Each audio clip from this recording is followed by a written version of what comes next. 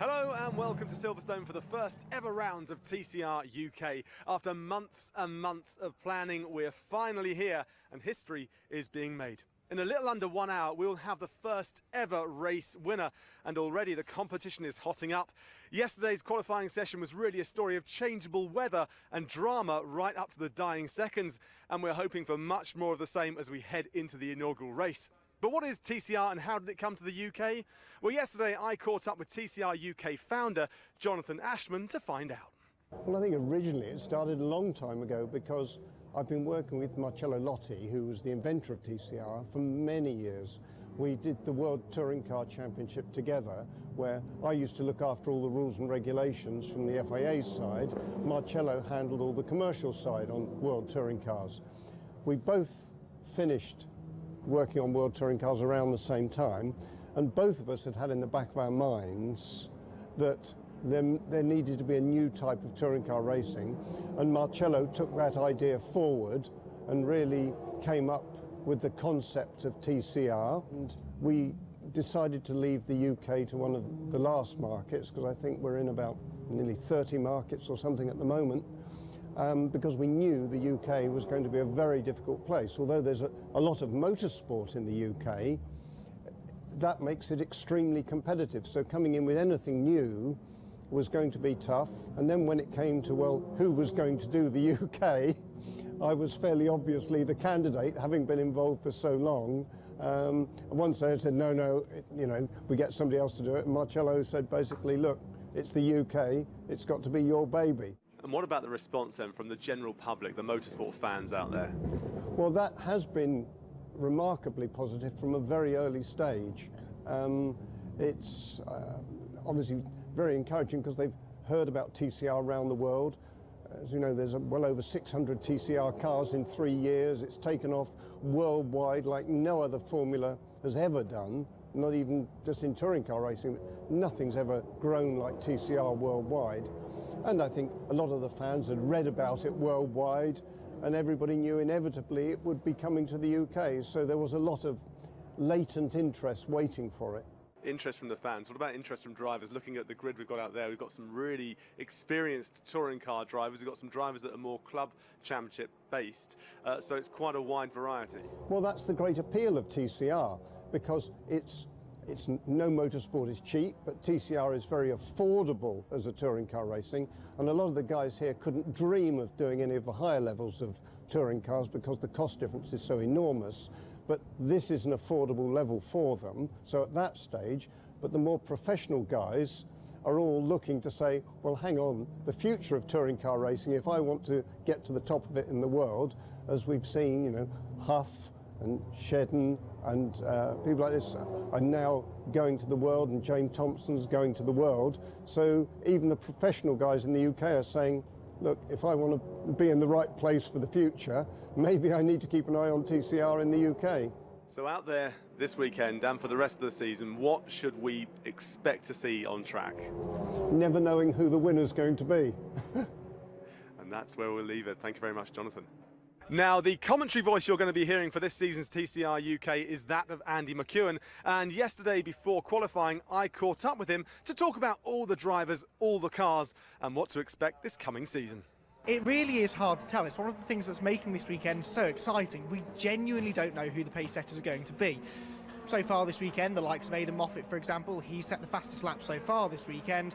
But there are other drivers that maybe could spring a bit of a surprise. Howard Fuller's shown flashes of pace, Ollie Taylor as well, and you can never count out Lewis Kent. That Hyundai is quick. Yeah, well, we know that Howard Fuller has not been in a car for 3 years racing, but out on track he's got something about him, hasn't he? Absolutely. He's really enjoying his time here at Silverstone this weekend. He's loving being back in a car, and I know for a fact he can't wait to get back into a race situation. But he, like most of the drivers, have been struggling with the conditions. There've been no consistency as far as the weather's concerned. Each time they've been on track, they've been faced with different grip levels, and Howard in particular, I feel, has been keeping his powder dry, waiting for the time to really push when it really matters. Now, we looked at Finley Crocker, we've seen Ollie Taylor out there, he's looking very fast. The man behind you, Dan Lloyd, he's looking pretty impressive too.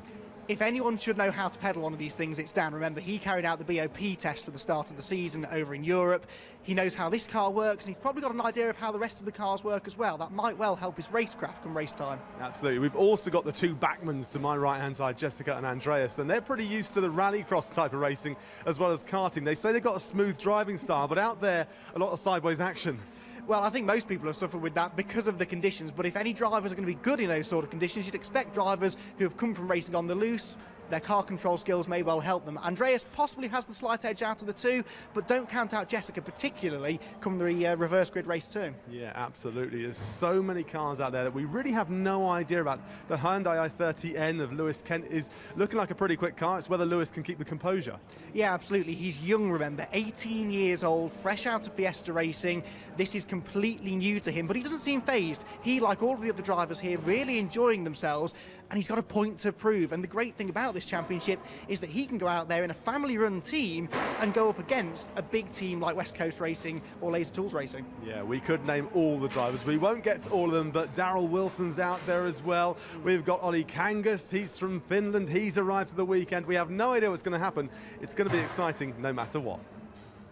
Well, we've heard all about how TCR UK came to be, but earlier on I caught up with TCR chief Marcello Lotti and I asked him where it all began. You know, we spend our life on touring car category and working, and we realized that was a little bit confusion at the especially national level, regional level, about the different opportunity to run on TCR category with different regulation, very complicated old car. So for this we start to realize that it was time to make something affordable for everybody. And we start with some manufacturers, we start with some promoter, and now we are here, and I have to say there is more than 650 cars running in the world. All the cars are the same, so each car can run everywhere, from national to regional to WTCR. And this, I think, was our goal, and at the moment 1-0 we are, and this is. But you go from that concept of having the idea of let's all have a one format system for every nation, every region, to actually getting it to this stage. It's a lot trickier than you make it sound. No, I think was not complicated in general. So I think everybody was waiting for something like that. So, and we offer something where in the place where there was a lot of demand. So at the end, this happened. So. Car is very affordable in terms of price of the car, in terms of running cost, and this I think is one of the points of success of this, and especially today we can say that the car is really also good performance in terms of sporting. They are formative for team, for driver. So how's it been received by the potential drivers and the drivers that are in the championship, meaning they can go from country to country, region to region? Yeah, this is also give opportunity to to driver to go to run in different championship, like you can, and team also to optimize their investment. Like you can see West Coast here, they want to stay full season with the 3 cars. They have these drivers that run in TCR Scandinavia, and also they want to run here in TCR UK, and they can add 1 car more with 1 driver in Scandinavia and another good driver like Daniel here in TCR UK. This is confirm what you say. Lovely. And finally, if you looked into your crystal ball at the future of TCR UK and TCR in general, what do you predict? Well, it's difficult because the TCR expand more than what I expected before. So I think UK will be one of the best touring car arena, TCR arena for the futures. Clearly will be soon at the same level of Germany or Italy or the other. Fantastic. We'll let you go and get warm now. Thank you very much, Marcello. Thank you to you. Ciao, ciao. Well, number 23 is Dan Lloyd, sitting pretty in pole position, as you can see. He's a very happy man at the moment. We'll come to qualifying in just a bit, but you can see the team going through all the pre-race preparation. As we head down, though, we can find Aidan Moffat. Here he is. If we're going to grab Aidan right now, we're going to have a quick word with him. Aidan, how are you doing? So we're ahead of the first race. If you look around, there's a lot of people here, a lot of interest in the championship from day one. Yeah, it's a fantastic championship. It's proven worldwide. It's got a huge manufacturer interest. and the cars are brilliant. They're very good to drive. So I think it's definitely a championship that's going to take off. It's already took off around the world. It's just the UK's turn for it to take off now. Well, you say it's a fun car to drive. What makes it such a fun car compared to other cars you've driven over the years? It's a very forgiving car. It's still very fast. It's still a lot of grip and handles well. But when you do get it sideways, as I did a few times, trying to find the limits in changing conditions, it's very forgiving, and you can really be on the edge in all conditions with the car, and it doesn't try anything nasty. It doesn't feel like it's going to kill you every corner. So no, it's very enjoyable. Actually, talking about the weather, yesterday it was really changeable the whole time. Today, looking up, it's cloudy, but the track is looking pretty nice, pretty dry. Yeah, this is like summer for me from Scotland. This is like I was about to put my shorts on. No, it's the car felt good in the dry, so I'm fairly confident that we'll have a good shot here. It's going to be tricky for you, though, because your testing and the amount of time you spent in that car on dry conditions is pretty limited.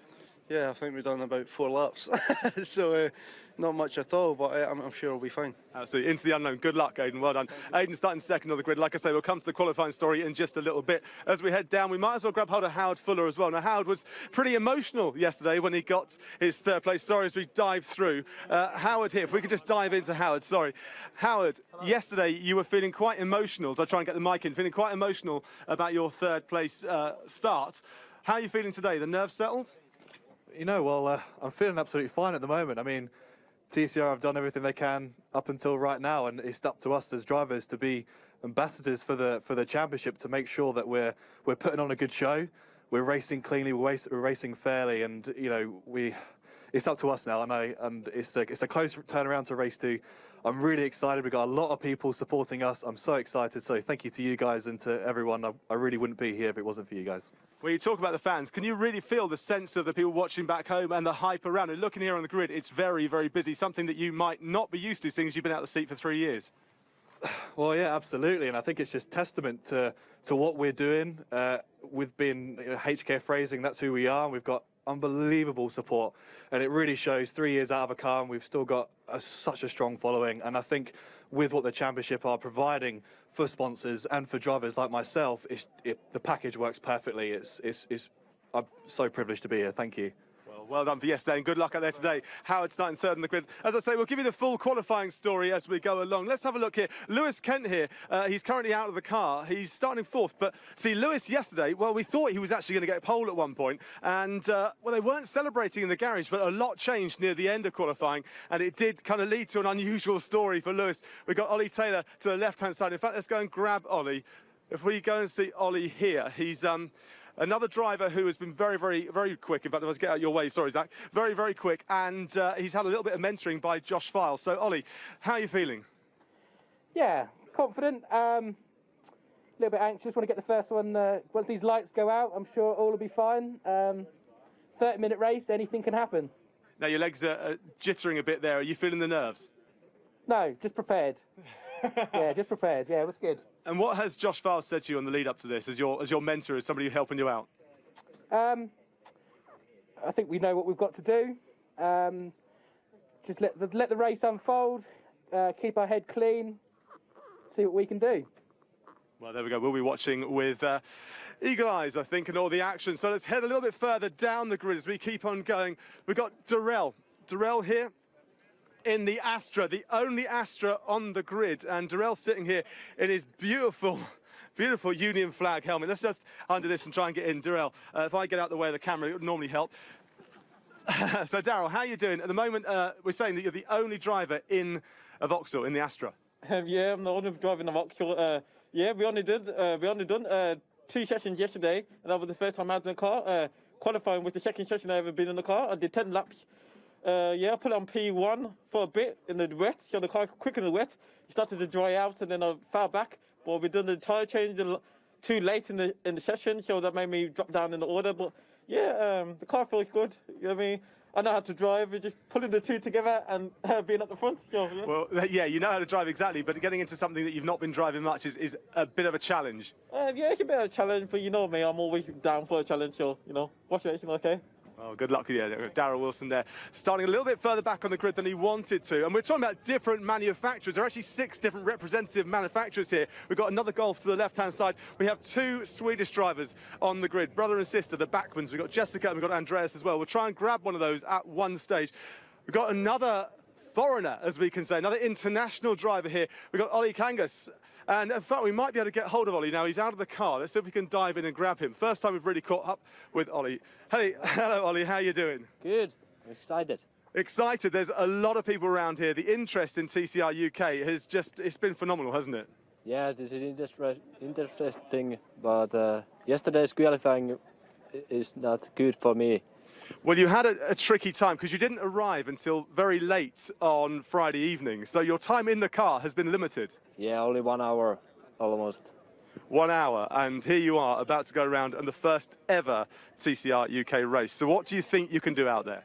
Yeah, hopefully in the race 2, maybe podium. And now in the race 1, I have to fight a lot. Try to get up the grid and try to get a podium for race 2. Well, we heard it here first. Well, good luck to you. We'll head further on down the grid. We've got a couple of different Honda Civics, and we've got the brand new one here of Finley Crocker, and he's trying to get his marker put on the board right now. Let's see if we can get in and grab hold of Finley. I know that he's been all over the place. He's had limited time in the car as well. But Finley, can we get hold of you for a quick second? As you see, he's trying to get his marker point at the moment, trying to fight through the crowds with that. Looking around at the interest, it's taken off, but you're here further back than you wanted to be. Absolutely. And I've got the least girl-like grid girl as well, because it's a bloke. But anyway, you can't have everything. So, yeah, we are where we are. It's not been... Yesterday was just a bit of a disaster, and we're starting here. So, looking to go forward and have some fun. Well, having fun is partly what it's all about, isn't it? Well, allegedly, yeah. Anybody that says they're not competitive shouldn't be here, as they say. But, yeah, we were disappointed with yesterday, and I made a lot of mistakes and probably compounded a couple of bad choices we'd made setup-wise.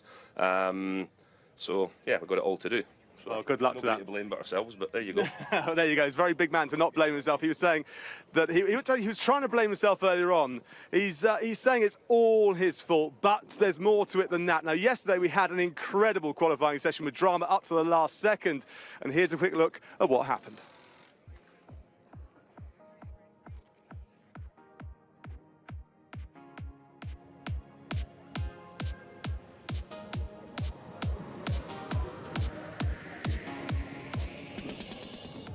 Well, the first story from qualifying is that one of the cars has not made it out. Derek, what has happened to the car behind? Well, we had an issue with injectors. We had a faulty injector yesterday. Being Easter weekend, we had great difficulty locating one. And after chasing from one end of the country to the other, we finally located one about 50 miles from here. So we've got a new set of injectors heading in at this minute in time, but we're not going to make qualifying. We're only about 5 minutes into qualifying. You can see Lewis Kent is going onto slick tyres, a dry line emerging on track. That should bring the times down. He's currently about 5th as well, so looking good. Maybe, just maybe, a pole sitter. We'll find out very soon. Well, 10 minutes into the qualifying session, Dan Lloyd has just set a fastest time into the 102s now. He's on slick tyres, which tells us the track is really starting to come back to the drivers now. And we've even got our Swedes now moving from the wet tyres onto the dries. So Carla's now moving the rear tyres to the front there and vice versa. As they try and find those seconds in qualifying, everyone's pretty much doing the same thing now, moving fronts to backs, backs to fronts to try and find those extra seconds. Well, Josh, we just seen you talking to Finley. What words of encouragement are you giving him? Go as fast as you possibly can, because no one has any idea what the weather's doing at the minute. So, yeah, you just got to go out there and go for it. What is the strategy? I mean, you've been here before, you've seen these conditions before. What are you saying to him for strategy-wise? I mean, it's slick tyres now, but... I mean, I don't know what's out the back of the track. I've heard it's raining, so I really don't know what the answer is, I have to say. One driver's saying we need wets, the other one's saying slick, so... What we've found is some of the cars who went slick on the front and wet on the rear, their time seemed to be the best time, so I think we've left it slightly later, which I'm hoping gives us an advantage, so let's see. Let's see. Cheers, Bob. So there you go, Bob saying they got slicks on the front, wets on the rear. They found that some other cars out there are getting some really good times by mix matching the tyres. Let's hope for Aiden he can get some more time, because currently he's about a second off the pace. Well, I'm here with David, team manager for, as you can see, Essex and Kent Motorsport. Lewis out there, how's he doing? He's doing very well. He's just gone up to 4th place, which we're quite pleased about. there's some good drivers out there, and for Lewis to be mixing it with them, it's excellent. Car's good, he's good, we're all confident we're going to do well. Well, 6 minutes to go, and a lot of the drivers on slicks, in fact most of them full slick setup, but the rain has started to come again. It's everyone trying to second guess the weather, and the weather seems to hold all of the cars. Going out a little bit later, I think it's worked, because as the track's drying, I think some of the lads that went out earlier with the slicks on, I think maybe their slicks were going off a little bit. So what we've got, is it a lap left or something, is it? It's not over yet. What a mastermind. It's not over yet. It's not over to his mother sings. Well, Bob Moffat said that it wasn't over, and he was right. On that last lap, Dan Lloyd has taken it by 0.2 of a second. Incredible first qualifying here in the TCR UK. Well, Dan, that was remarkable. The last lap of the first qualifying session, and you got it. Yeah, it was exciting. Not an easy session, not straightforward. We knew it wasn't going to be because of the weather conditions, but we didn't even expect that.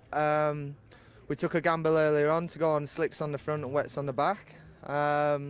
We banked a lap at the start, which was good. We took a bit of a gamble doing the slicks on the front, come in, went 4 slicks all round, and then it was drying, so we went to put some fresher set on, which would have been perfect. That was going to go good, but then it started spitting, dropped off by like 3 seconds, and I thought, that's it, it's over. And it started coming back and finding big chunks of time.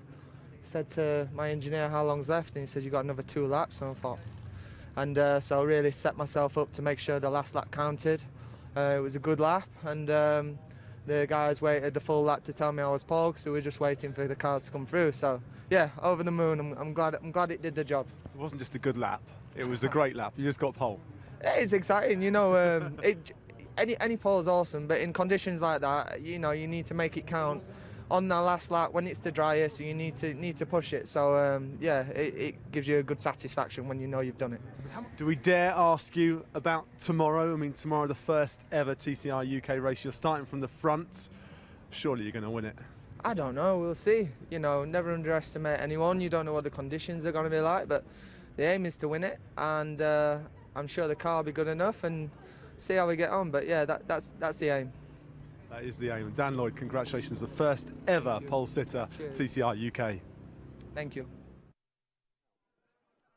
Okay.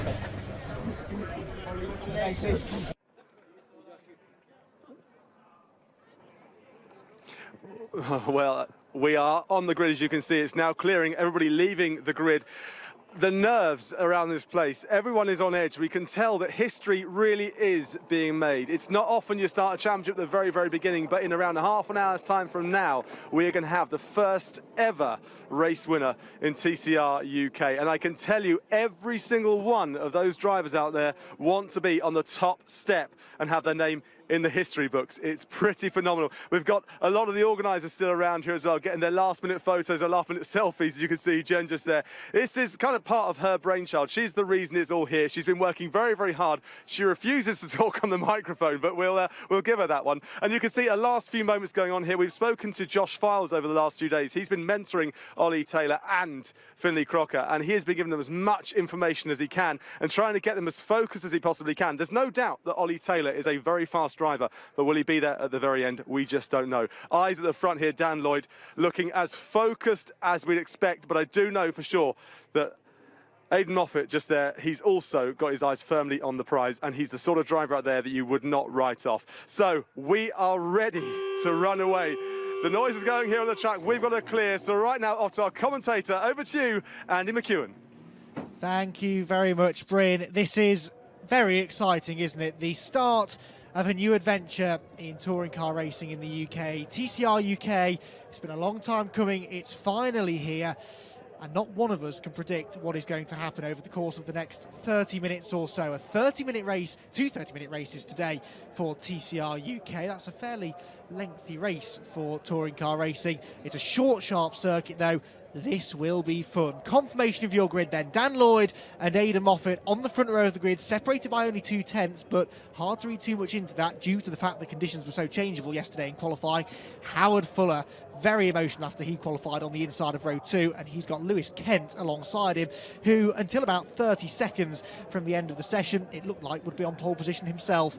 Ollie Taylor and Carl Swift make up row 5. Carl is the first of the cars on the grid running the DSG gearbox, with Darrell Wilson and Andreas Bachmann on row 4. Then further back, row 5, we have Ollie Kangas and Jessica Bachmann. Finley Crocker and Stuart Lyons, the other DSG entrant, on the 6th row of the grid. And Derek Palmer, we believe, has made it out there at the back of the grid. So we've got a full quota of cars ready and raring to go. Right, the green flag lap is underway then. This is it, the final opportunity for the drivers to see what the conditions are like. We heard Aidan Moffat referring to the fact that over the course of the weekend, and the weekend in this case includes 3 free practice sessions on Friday, a warm free practice session and a qualifying session yesterday, Aidan believes they've had about 4 laps of dry running. So really, nobody knows, not only does nobody know what the conditions are like, where the grip is, remember the circuit's been resurfaced over the winter as well, but no one really knows what setup to go with, because even the pre-season test here a few weeks ago was very damp indeed. So a lot of these teams, I would imagine, have gambled somewhat on the car setup. The drivers will be gambling somewhat on, you know, how they're going to drive the cars, where the grip's going to be, how to look after the tyres over the course of 30 minutes as well. That's going to be an interesting one to watch for. There are lots and lots of questions to be answered. Some of them will be answered over the course of the next 30 minutes. Dan Lloyd in the VW Golf on pole position, and we had all 6 of the manufacturers represented in the championship this weekend. Inside the top 7 on the grid, we've got the VW of Dan Lloyd on pole position, the Alfa Romeo Giulietta of Aidan Moffat alongside. Then we've got Honda and Hyundai on row 2 with Howard Fuller and Lewis Kent. Ollie Taylor in another Honda, but then he has Carl Swift in the first of the Cupras on row 3. And Darrell Wilson in the first ever TCR Vauxhall, the Astra-shaped TCR car, has been racing over on the continent for the last year or so, but always branded as an Opel. But since we're in the UK, they've stuck a Vauxhall badge on it. It is officially a Vauxhall Astra TCR car. He's the green car you can see there in the middle of the pack. No one knows who's going to win this race. No one knows who's going to win the championship this year. But what we do know is that we're set for plenty of entertaining racing. Aidan Moffat really working the tyres hard. Of course, one of the key things, these are short wheelbase, front wheel drive touring cars. So heating the front tyres up isn't too hard, but heating the rear tyres up, especially given the fact the sun's gone back in now, the track temperature, the ambient temperature are just starting to drop.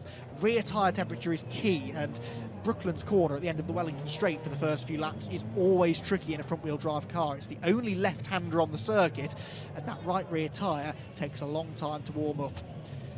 Here we go then. Deep breath, everybody. TCR UK for 2018 is about to fire into life. At the back of the grid, Stuart Lyons and Derek Palmer line up. Who is going to become the first ever race winner in TCR UK? Let's find out. Dan Lloyd and Aidan Moffat on the front row of the grid together. The green flag has been waved at the back of the grid. The revs start to rise. The lights go out. Now we are away and racing in TCR UK. Good start made by Dan Lloyd. Darrell Wilson a bit sluggish way from midfield, but it is Lloyd that will lead down towards the Copse Corner for the first time. Moffat into second. Who comes through in third? It looked like Lewis Kent was challenging on the inside line, and Lewis has taken third place. Ollie Taylor there in fourth, but immediately Lloyd and Moffat starting to streak away. Kent third, fourth place for Taylor, and Carl Swift is attacking for fifth position as well. Those DSG cars do get off the line well. It's actually going to be Andreas Bachmann though who comes through into fifth. Swift is sixth. Howard Fuller is the one who's lost out there. Started third, he's down to seventh. Ollie Kangas, the yellow car, is in eighth position. You see the drivers weaving left to right down the Wellington Straight, trying to get some last minute temperature in their tyres, and Moffat's immediately on the attack up the inside of Dan Lloyd into Brooklands. It doesn't quite pay off. Behind them, Ollie Taylor has gone third. So Lewis Kent slips back down into fourth place, and Ollie Taylor, who was quickest at the pre-season test here at Silverstone a few weeks ago, is starting to make his presence known. Derek Palmer there has found a way past Stuart Lyons as well, so he's already making progress, but he has had virtually zero running all weekend in the second of the Laser Tools Alphas. One lap completed. Dan Lloyd leads the way by just under half a second over Aidan Moffat. It's then a further 2 and a bit seconds back to everybody else trying to be third. There's Carl Swift. He's attacking Andreas Bachmann, the Finnish driver, the Swedish driver, excuse me, as they come out of Copse Corner for the second time, and it's third place on back where it's all starting to get quite interesting. Carl Swift will be made up with this. Oh, Kent's a bit wide. Bachmann thought about going up the inside of him. That did not pay off. He backs out of the manoeuvre. And look out for Howard Fuller there, the black and fluorescent blue car starting to begin the fight back after his slightly off start. Down the back straight they go, and in fact, it looks like he's attacking Carl Swift as Andreas Bachmann goes up the inside of Lewis Kent again, and he's through. Brilliant performance this is from Andreas Bachmann. He's through into 4th position, and Lewis Kent is down to 5th. He's now coming under pressure from Carl Swift, who will be loving being in the fight for a top 5 position. Back out of Luffield they go, Fuller in behind, then Kangas. Good stuff here from Finlay Crocker as well. He's been a bit miserable all weekend, but this is looking much more promising for the new shape Honda Civic. Back across the line we go then. There's Taylor in 3rd, Andreas Bachmann that is, in 4th ahead of Kent.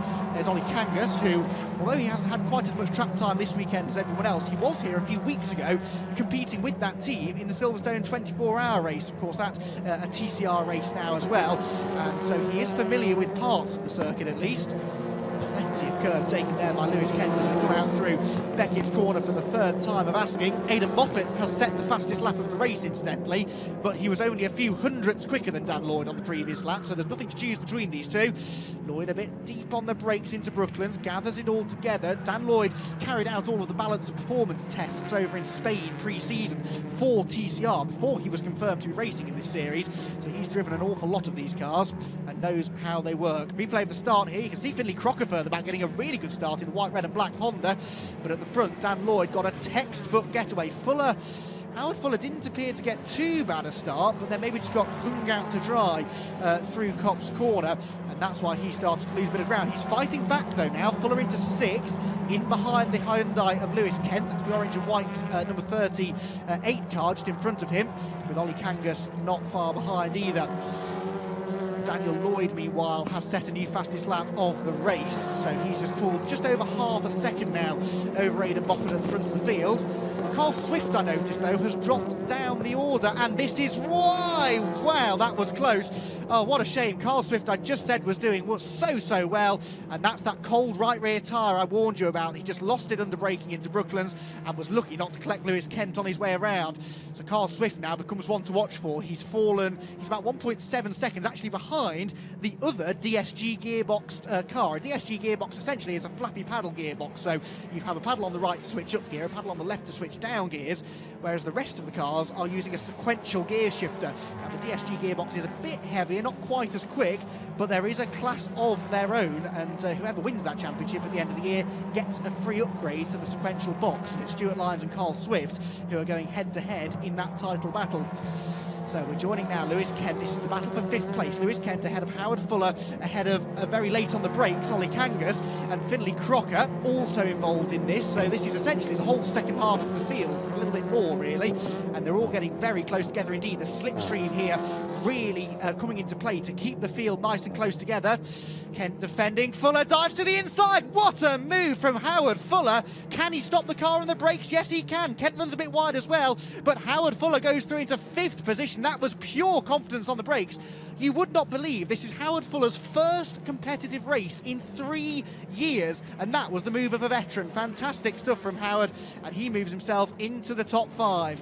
Leaders flash back through again. There's Ollie Taylor in 3rd, and this is the battle for 5th, and now it's Ollie Kangas looking up the inside of Lewis Kent as well, down towards Copse Corner. This is for 6th position, and it's all starting to fall apart slightly for Lewis Kent. Oh, there's been a contact. Kangas sideways off onto the runoff area. Brilliant car control that from Ollie Kangas, as you'd expect from the Scandinavian, but that has scattered the pack now. Look at this, Lewis Kent, Finlay Crocker, Darrell Wilson, all right together, and it looks as though Lewis Kent maybe is going to get back in front. Yes, he is. Finlay Crocker gets a run on the pair of them, though, coming out of Beckett's corner, and Darrell Wilson says, I want to play too. Where can I go? There's room for 4 cars abreast down the Wellington Straight. Well, he's certainly going to try it, isn't he? 3 abreast at least we have, with Kent on the inside and Crocker going right around the outside. Phenomenal move from the Scotsman, but he's a bit late on the brakes. Lewis Kent comes back at him. What great racing we're being treated to here at Silverstone, and Kent is back in front. Fantastic stuff. Oh, bit of paint traded. Crocker back up the inside. Now, has he got the performance in a straight line to make the move stick? Finlay Crocker and Lewis Kent side by side through Woodcote Corner.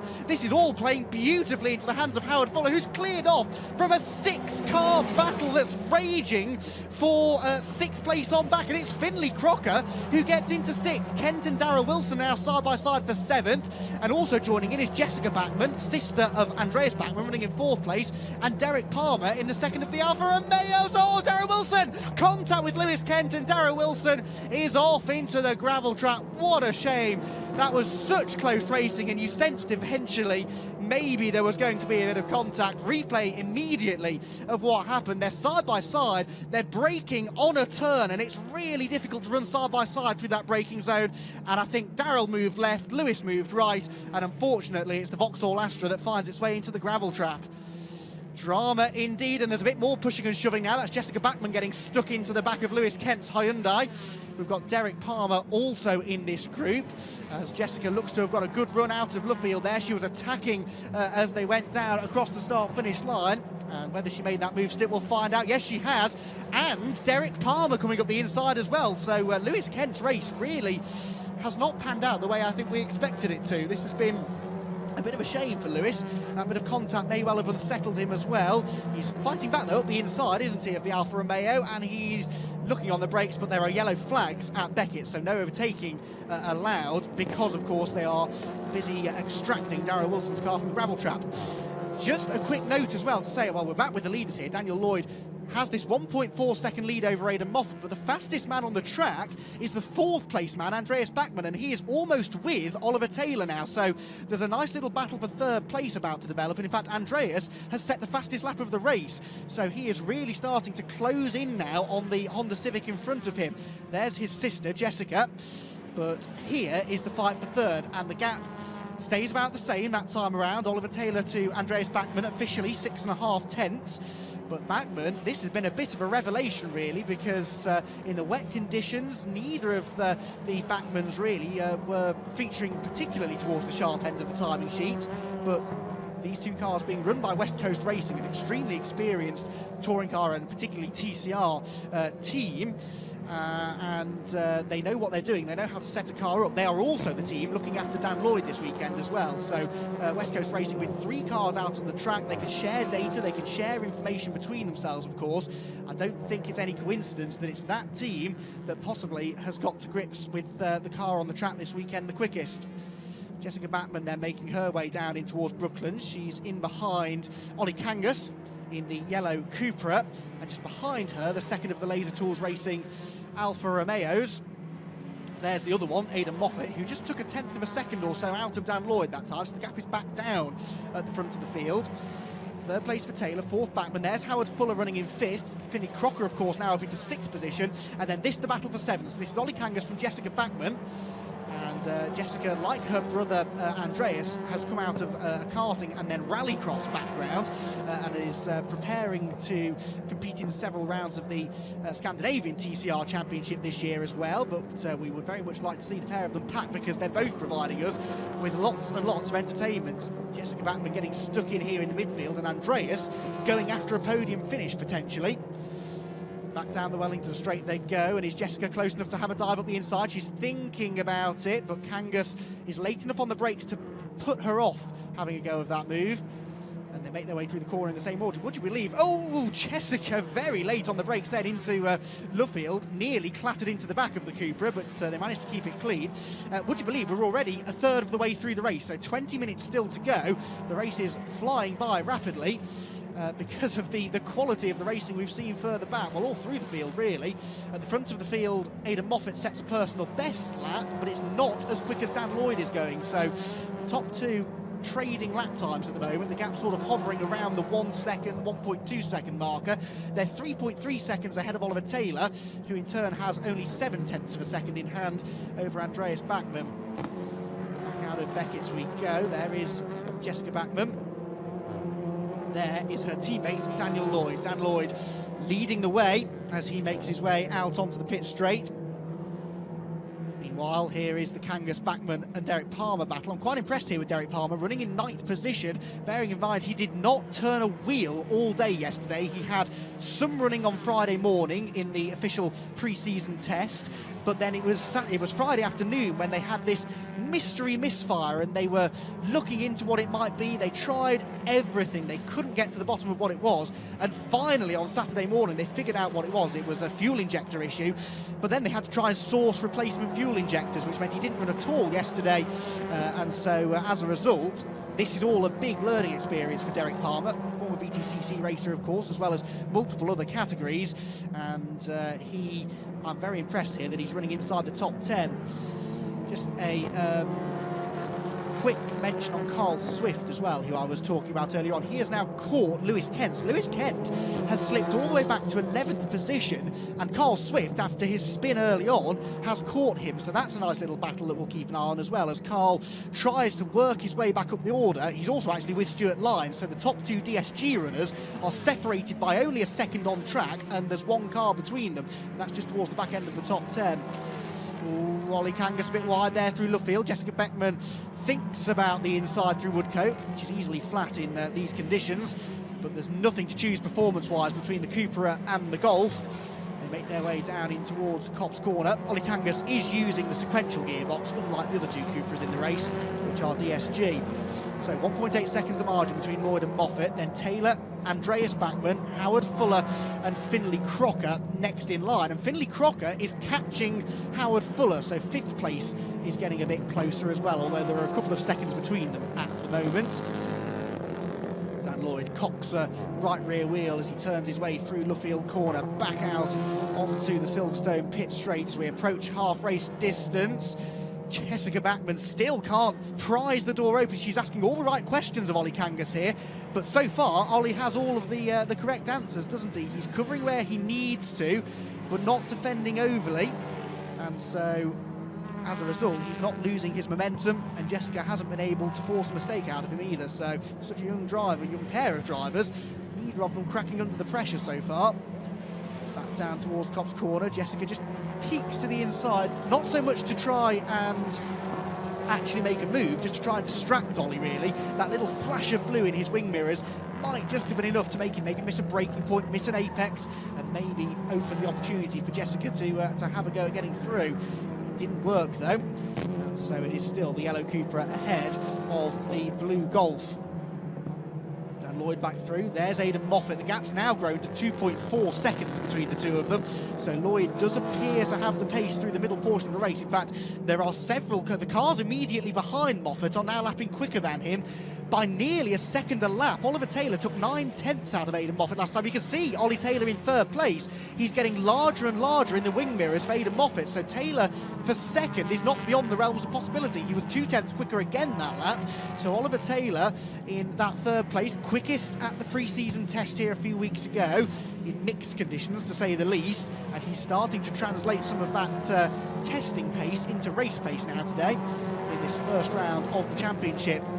Points have already been scored in this championship, incidentally, because there are points on offer for qualifying. 11 points go the way of the pole sitter. So Dan Lloyd is your championship leader in theory coming into this race, and he is 2 points clear of Aidan Moffat. But of course Dan is still ahead of Aidan in this race at the moment. So speaking of Alfa Romeos, that's Aidan's teammate Derek Palmer. And sadly, that car that's been plagued with issues this weekend is in the pits and going into the garage. So Derek Palmer's race quite possibly is done. We'll wait and see. So Lloyd to Moffat, 2.5 seconds. Taylor quicker again than Moffat. So Taylor to Moffat down to under 1.5 seconds now. Andreas Bachmann's going with him. So Aidan Moffat's 2nd place is far from secure here. There is Howard Fuller, he's running 5th, Finlay Crocker's 6th, and then this battle has been raging all race long really between Ollie Kangas and Jessica Bachmann for 7th position. Continues to rage, although Kangas possibly just pulling a bit of a gap now. For Dan Lloyd, it's been reasonably plain sailing so far. Moffat had a couple of goes at getting through on the opening lap or so. But now, really, Moffat's race focus turns more from attack to defence. You can see the car doesn't look particularly happy, does it, as it goes through Luffield. Is Oliver Taylor going to be quicker than him again on this lap? He's been taking about 0.2 of a second a lap out of Moffat, and he's now less than 1.5 seconds behind. So let's see the lap times. A 59.3 for Lloyd, 59.5 for both Moffat and Taylor. Bachmann, the fastest car on the track that lap, in 4th position. So Andreas Bachmann is continuing to close in on the two in front of him. So 2nd back to 4th, covered by less than 2 seconds now. Fuller is still 5th, Finley Crocker catching him as well. So one of the good things about a slightly longer race is that through this middle portion, we start watching the timing screen with interest to see who's got the long distance pace, because this is, I reiterate the point, quite a long race for a touring car championship. Touring car races tend to be sort of 20 minutes sprints, don't they? And it's all hell for leather right from the word go. But this race, 30 minutes, tyre management is absolutely critical. So Moffat makes his way out of Luffield.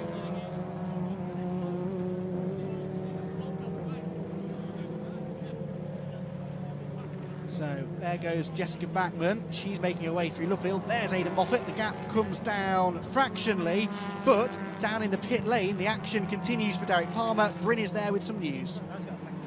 Yeah, thanks very much, Andy. I'm here with Derek Palmer Jr. You can see he's getting out of the car right now. Now, I've spoken to the team. They had problems with an injector over the last number of days. They suspect it's come back to bite them again. Whether they get out for the next race, we don't know. We can see Derek Palmer Jr. is out of the car, and that's all we know at this stage. Right, thanks very much, Bryn. Derek, you saw getting out of the car, so his race is done by the looks of it. Dan Lloyd, 2.7 seconds clear of Aidan Moffat, who was a tenth of a second quicker than Ollie Taylor last time, but neither of them are as quick as Andreas Backman. So the 4th place car is still the fastest car on the track at the moment, and he's nearly within a second of a podium place.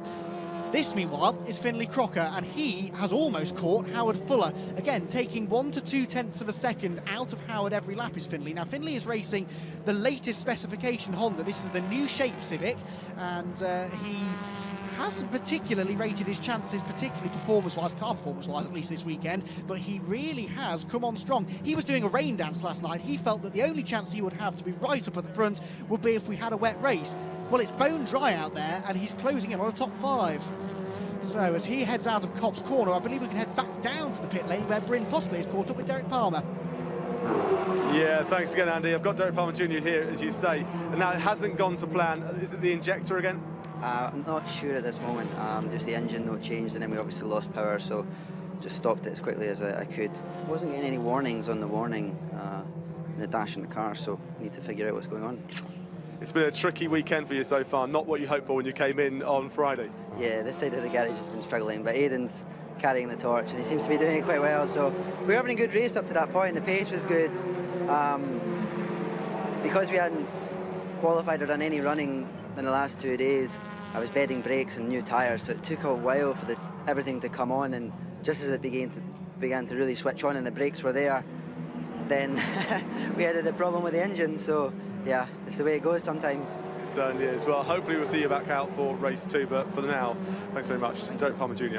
Yeah, thanks very much, Bryn. It's a rare thing, actually, to see a TCR car hit a mechanical issue. Remember, these cars are built and designed to go 24-hour racing if they wanted to. TCR endurance racing is the latest craze sweeping the globe, and there are endurance racing classes in the UK, across Europe, in America even. So these cars are capable of ploughing round for 24 hours at a time. It's rare that one of them hits a mechanical drama. Finley Crocker then is now within a second of Howard Fuller. So this is closer than he's been so far. The new Shape Civic catching the old Shape Civic, which hops and bounces its way into Luffield. The cars really do look great when they're being driven on the edge, don't they? But we're now starting to head into an uncharted territory. We're 20 minutes in, we have 10 minutes still to go. If any drivers or any cars are going to start running into tyre wear issues, this is when it's going to start to show. At the front of the field, the lap times are all fairly settled. This is the gap that's really coming down. It came down by another 2 tenths that time, actually, so Finley Crocker is only 3/4 of a second behind Howard Fuller now, and he's going to start to pick up a little bit of a slipstream. That will, in turn, help his straight line speed, and that will help him as well, as Howard Fuller runs wide, locks up a break in towards Beckett, and that was nearly the opportunity that Crocker needed. If he'd been 1 car length closer, he could have stuck it up the inside there and maybe taken the position. So Crocker looking for 5th place now as he heads down towards the left-hand braking point at Brooklands. Not quite close enough to have a go under braking on this occasion, but the Verizon Connect car is getting closer and closer. Yeah, that's that unloaded left rear tyre, and then he snatches the right tyre as well. But as you're braking into Beckett's there, you're braking through the left-hander at Maggots, and that means the left-hand side of the car is unweighted, and it's very easy to snatch a wheel and send yourself straight on wide into the corner. Howard, though, has regrouped, actually, and was only a tenth or so slower than Fuller that time around. So, as he makes his way, slower than Crocker, I beg your pardon. So as they make their way back through Copse Corner, the Civics are still fairly close together.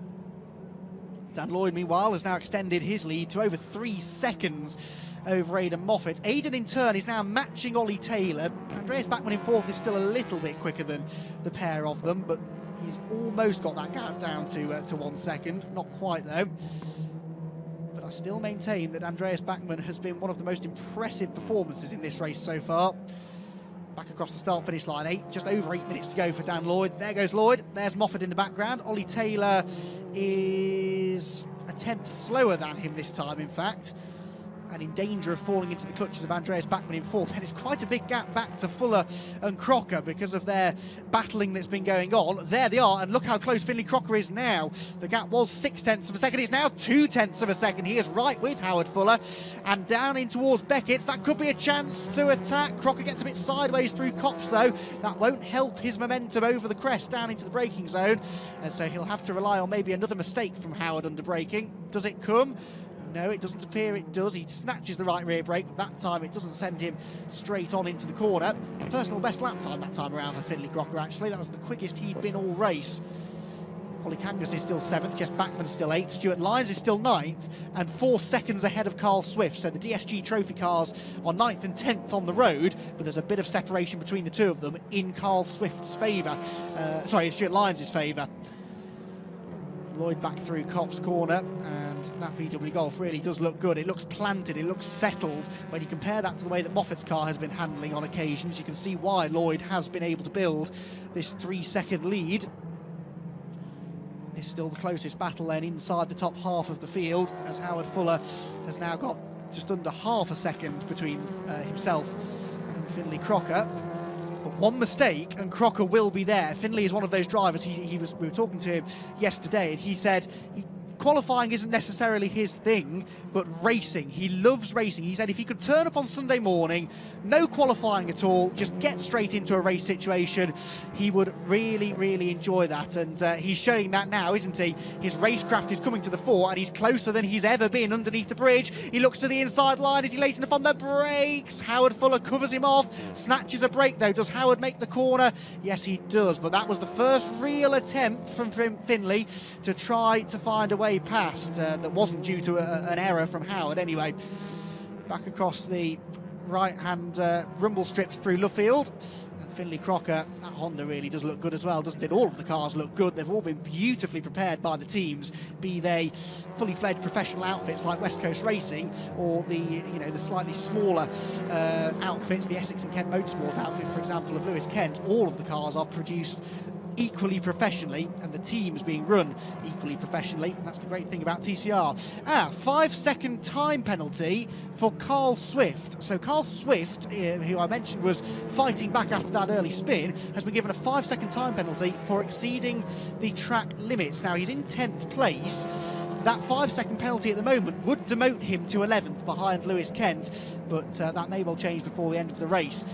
Exceeding track limits, essentially if you cross a white line, then you are deemed to be exceeding the track limits. You can use the curbs, but you can't go over the outside of the curbs, and particularly through Copse Corner, the drivers tend to try and use as much of the runoff area as possible to keep the speed up out of the turn. But if you do it too much, you will be given time penalties added onto your race. So we're now into the final 5 minutes of the race, and it looks as though the lead positions are reasonably settled. It's not quite over. There's Carl Swift making his way out of Luffield and Woodcote. Lewis Kent behind him now. Lewis Kent was 4.8 seconds behind him. If he can stay within 5 seconds, then he'll get gifted that position essentially at the end of the race. And he's just about within 5 seconds, 4.94 seconds behind. So as long as he keeps that gap less than 5 seconds, he will inherit that position. Hang on, car number 8, Finlay Crocker, has now been given a 5-second penalty as well. So Finlay Crocker, who we've been documenting battling here with Howard Fuller, he's been given a time penalty too. So car number 8, Finlay Crocker, with a 5-second time penalty again for exceeding track limits. You can do it once and you get a warning. After that, you will be given time penalties. So they have been warned. The rule's been in place for several seasons now, and Finley unfortunately has found himself on the receiving end of a 5-second penalty. So whilst they're still close together on the track, on corrected times, Finley is about 5 seconds behind Howard Fuller. There's Carl Swift again, so this is the first of our two drivers being given a time penalty. And he's the one trying to hang on to a top 10 position, of course, worth several more points than if he slips down to 11th. And in fact, he's now pulled a 5-second lead over Kent. So as things stand, Carl Swift is 10th on the road and 10th on corrected times. Now this is Howard Fuller defending from Finley Crocker, who's now trying the outside line through Brooklands. If he goes around the outside here, he gets the inside for Luffield, but that matters little because Howard Fuller runs out wide. A switchback manoeuvre is executed by Crocker. He's back on the outside. Fuller shows him the edge of the road. Is there a gap back up the inside? No. Brilliant defensive driving from Howard Fuller, who will not necessarily know that Finley's been given a time penalty. So as far as Howard's concerned, he's defending like for all he's worth to try and hold on to the position here, and that's good news for us because it means the battle will continue over these final few laps. Back through Copse Corner they go, down towards Beckett's. This is what set that up. Fuller ran a bit deep. Crocker saw half a chance up the inside, made it a full chance, and sort of eased Howard Fuller out wide. That's why they were side by side. Back at the same corner again the next time round, the same thing nearly happens again. Finley Crocker is looking really racy here. He doesn't seem to care all that much that he's been given a time penalty. He's just out there to enjoy himself and try to find a way past the car of Howard Fuller. These cars both being run out of the same stable, both drivers receiving advice from double German TCR champion Jos Files, who's here this weekend. He's been helping both these drivers out, and Ollie Taylor as well in the other of the Hondas. And I think they've all benefited from that hugely because their pace has really improved as the weekend's gone on. Right, we're into the final 2 minutes, would you believe, of the first round of the championship, and Dan Lloyd still has this healthy 2.3 second lead. I think he's just backed the pace off ever so slightly over the last lap or so, but Aidan Moffat is not likely to catch him. Aidan in turn is 2.8 seconds clear now of Ollie Taylor, who's 1.7 ahead of Andreas Bachmann. So this is the battle on the track at least, pending that time penalty for Crocker. 1.5 minutes still to go. So Crocker, in a way, it doesn't really matter whether he gets past Howard Fuller. He's still going to finish 6th. But that's not the point. The principle matters to Finley. He wants to get ahead on the track if he can. Selling the dummy here. Is he going from the outside back to the inside? No, he's not quite close enough, as Dan Lloyd comes through meanwhile to start his penultimate lap. So 2 laps remain in the inaugural round of the TCR UK Championship. I think we can all agree the racing has been phenomenal. The fuel filler cap has come open on Finley Crocker's car, I noticed there, as it comes through. Whether that's as a result of the contact he had earlier on, I don't know, but I'm sure that won't be concerning him too much. Dan Lloyd makes his way back out of Beckett. Moffat still second. Third and fourth is not over yet, by the way. Ollie Taylor is being caught again by Andreas Bachmann. Andreas is running out of time, but he was 0.6 or 0.5 of a second quicker than Taylor on the previous lap. So there is time potentially for Andreas Bachmann to close in on 3rd place. 1 more lap to go though for Dan Lloyd at the end of this one. It's been a brilliantly measured performance. It all began right at the start. He got the launch off the line, he beat Moffat into the first corner, and although Aidan applied the pressure over the first few laps, he wasn't able to find a way past the VW, and Dan has been able to build up this comfortable margin all race long. Here's the fight for 3rd though, and the gap comes down by 0.8 of a second. So is Ollie Taylor running into tyre trouble here, I wonder? Andreas Bachmann senses an opportunity to jump onto the podium. That would be just the start to his season that he wanted, but he's running out of opportunities. Beckett's is 1, but he's not quite close enough. It's all about getting a good run out of here, get the momentum down the back straight. That will help him. Ollie Taylor misses the apex. That will hurt his speed onto the Wellington straight. This battle's going to run right the way down to the line, I think. Oliver Taylor versus Andreas Bachmann, and the VW looking to try and jump onto the podium. There's one VW that's already on the podium though, and it looks as though its driver is set to head onto the top step of the podium. Aidan Moffat has been given a 5-second time penalty. We'll come to that in a moment, but Dan Lloyd is going to come through to make history. Daniel Lloyd is the winner of the first ever race in the TCR UK Championship. He is elated with that. Now, Aidan Moffat is second on the road. Is he second on corrected times? Let's find out. No, he is not. Aidan Moffat is 4th on corrected times. Ollie Taylor is 2nd. Andreas Bachmann is 3rd. And Moffat down to 4th. This is the fight for 5th on the road between Fuller and Crocker. This one isn't over yet, but I think Howard Fuller should just about be able to hang on. So Fuller will be 5th. Crocker will be 6th.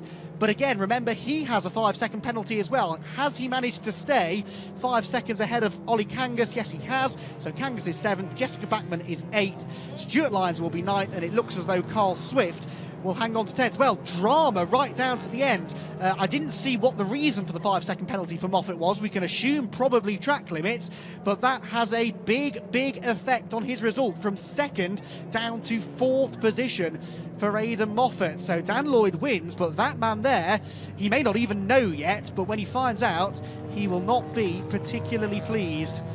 So Aidan looked really comfortable in that 2nd place all race long. Didn't have the pace of Daniel Lloyd, but he was looking good for some good points for 2nd place. As a result of that penalty, though, that will not happen. So drama aplenty. The difference in points, by the way, a race win is worth 40 points, 2nd place is worth 35, so Moffat was going to score 35 points for 2nd place, he now scores 25 points, so it's a 10-point difference that makes for Aidan Moffat. That could prove crucial come the end of the season at Donington Park. So the cars make their way down the pit lane, and that was the first round of TCR UK, and that was breathless stuff from start to finish. Daniel Lloyd is our first ever winner. VW Golf makes its way to the top step of the podium in round 1. Oliver Taylor will be delighted with 2nd place, and Andreas Bachmann on the podium in 3rd. Aidan Moffat 4th, Howard Fuller 5th, Finley Crocker 6th, Ollie Kangas 7th, Jessica Bachmann 8th, Stuart Lyons 9th, and Carl Swift 10th. So Stuart Lyons wins the DSG trophy. So that's important for Stuart. He will be very happy with that, actually. He didn't necessarily expect that to be the case. So the cars are making their way down into the pit lane, and I believe that Bryn is ready and waiting to speak to possibly a few slightly surprised drivers. Bryn. Yeah, thanks very much, Andy. Dan, the first ever TCR UK winner. How about that? Yeah, awesome. Really over the moon with that. It was a tough race. It's always hard around here. It's a long race as well. I think 32 laps or something. So, you know, did a good job at the start and got a little bit of a gap, and then just controlled the pace from there. And looking after the tyres, the tyre deck's big around here, so not making any mistakes, so all good. Well, looking behind us here, we thought it was going to be a certain Mr. Moffat here, but it's not. We can see Andreas Bachmann behind you, something you weren't aware of, I'm sure. Yeah, I mean, obviously, they're really strict with track limits in the UK. It's different to in Europe, and I could see I was keeping it really safe all the time. I could see in my mirrors Moffat wasn't. I was thinking, what's going to happen, but I just kept it safe, and yeah, so really happy for my teammate. He's really quick all weekend and not so good qualifying yesterday, so it's good to have a good result. Was it hard for you to keep an eye on Aidan with what he was doing and just concentrate on what you were up to, or could you kind of have that in the back of your mind that maybe he's pushing too hard?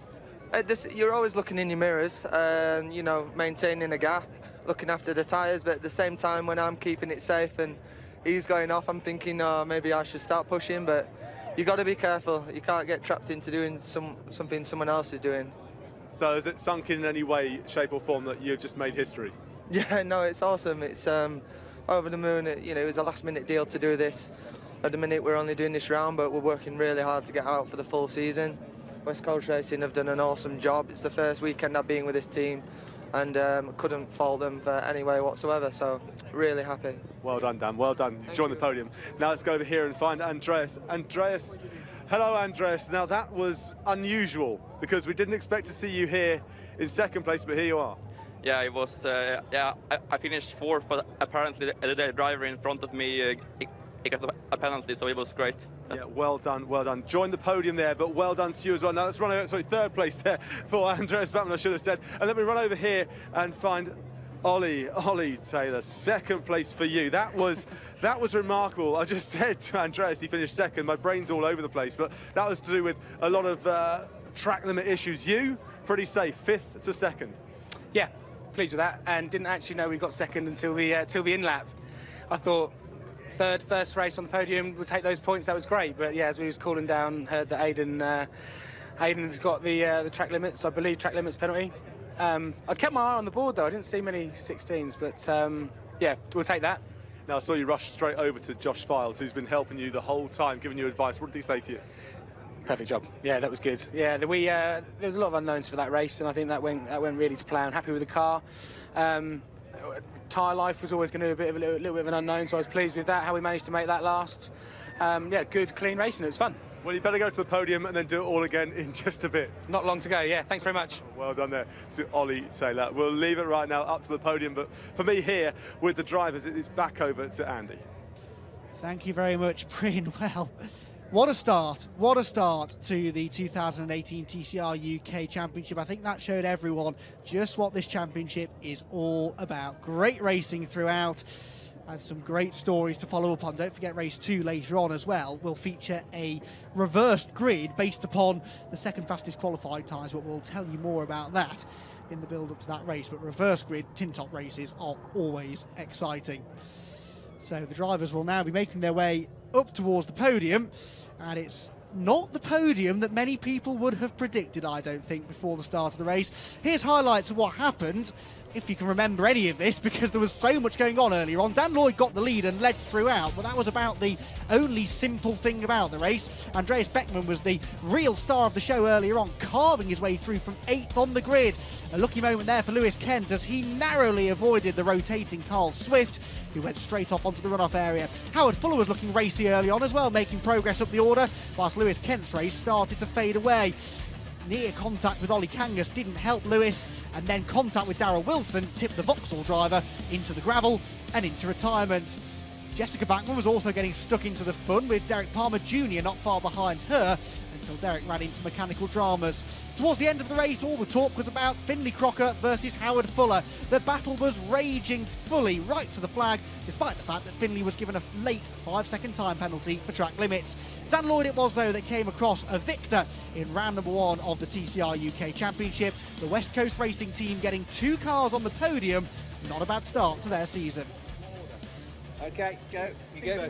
So we are waiting then for drivers to appear up on the podium. It will be an elated group of drivers, I'm sure. Dan Lloyd, Oliver Taylor and Andreas Bachmann will soon be up there. And there is Andreas Bachmann, our 3rd placed finisher. And he will be, well, I think he's as shocked as everyone else is at just how competitive that race was and just how much was going on. But he's very happy indeed to have that 3rd place trophy. Holds it aloft for everyone to see.